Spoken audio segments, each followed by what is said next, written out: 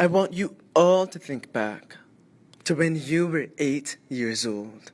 Your friends and family are gathering for Thanksgiving dinner. Your siblings are laughing, your parents are smiling, they're enjoying. But you're not. Because you live in a world of silence. Your uncle cracks a hilarious joke that causes your cousin to laugh so hard he spills milk out of his nose. But wait, what was the joke? You lean to the left and ask the person sitting next to you, only to be told, it's not important. I'll tell you later. So what do? Phase 1. You pretend to follow along in conversations with fake laughs and smiles. Phase 2. You get tired of faking your emotions and slowly begin to separate yourself from the table. Phase 3. You escape reality completely and immerse yourself into a world of your own imagination. This is my story, and this is the story of millions of deaf and hard of hearing children all over the world today. I lost most of my hearing at the age of 3 and gradually became deaf over a span of 5 years. A healthy form of communication did not exist with my friends and family. I missed out on the daily conversations, the back and forth jokes, and the friendships formed out of such bonding episodes. And even though I looked all right on the outside, my internal suffering remained invisible to most. My language and learning abilities were hindered compared to those of my peers. I felt lonely. I felt like something was missing. A human connection. But all of this changed when I started learning ASL at the age of 12. The very first thing I learned in ASL was the sign for I love you.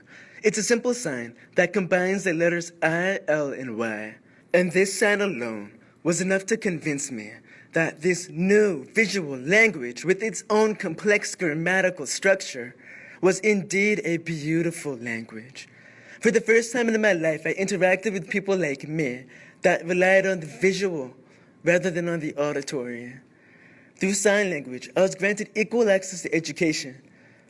I felt like I was part of a community. I finally felt a human connection. A world that was once black and white to me slowly became colorful. About 3 years ago, my baby cousin Julius lost all of his hearing to meningitis. Hey Julius, I'm speaking to you. Sign language is beautiful. There's a wonderful community with a rich and vibrant culture that awaits you. You may grow up feeling different, but that doesn't matter because you are worthy. Julius inspired me to start Signs for Humanity, a social media initiative with a simple goal: to spread awareness of the beauty of sign language. A few months ago, I created a video on Facebook where I taught 10 signs that every parent should teach their babies, whether they are hearing or deaf.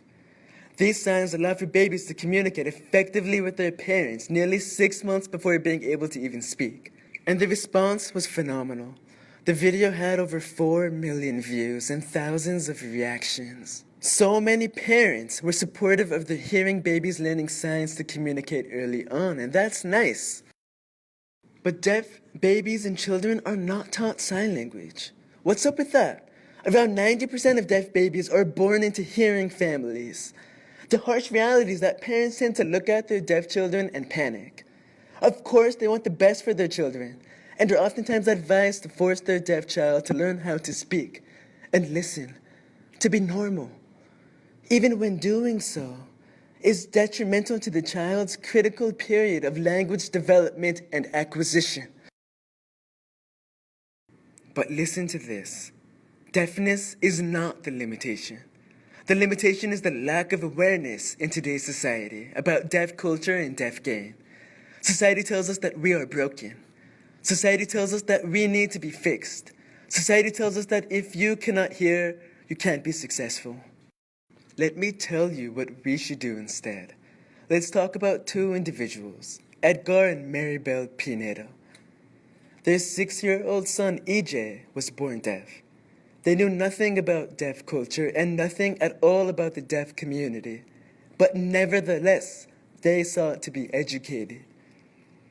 Their story is powerful and can be illustrated as follows. Instead of forcing our child to be part of our hearing community, let us try to cultivate a community around him with sign language. Let us foster him with the love, support, and access to language that he needs to be successful in life. Let us lead by example and show him that he can accomplish anything he wants in the world. Because in our eyes, he is not disabled. He is differently abled. Did you know that there are millions of deaf people out there in the world that use some form of sign language unique to their location and culture? Millions of people out there in the world that can communicate from afar, underwater, and even through windows. Millions of people out there that are living their daily lives like you and I, striving for greatness. Hey, let me tell you something. The innate beauty of sign language is that it allows for us to express ourselves with our hands, face, and body in a creative three-dimensional way. It provides a medium of effective and meaningful communication not only for the deaf, but for our friends on the autism spectrum, and for our friends with Down syndrome and cerebral palsy. Sign language is my superpower. It gave me the opportunity to increase my knowledge of the world and to form meaningful human connections. I want you to know that sign language impacts the lives of millions of people around the world. I want you to know that it's important to empower one another. I want you to know that we're not broken. We're bonded together by this beautiful language and unique culture. As I prepare to walk off this stage, I need you all to understand that we are all the leaves of one tree and the drops of one ocean. It's time for us to use our superpowers to soar through the skies together and advance humanity farther than we have ever imagined.